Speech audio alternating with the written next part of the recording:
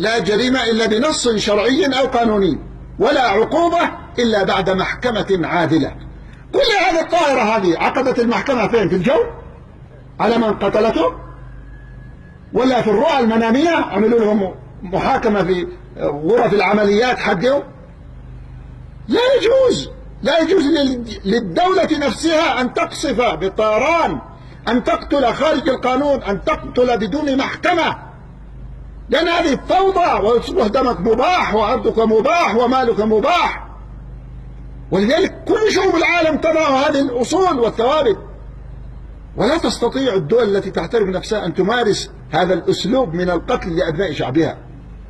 هذا لا يصلح للدولة نفسها. أما بالنسبة للدولة الأجنبية تأتي إلى بلادنا وتخترق أجواءنا وتقتل اليمنيين بغير محكمة فهذا انتهاك للسيادة، ومن يأذن لها مفرط في حفظه على سيادة البلاد.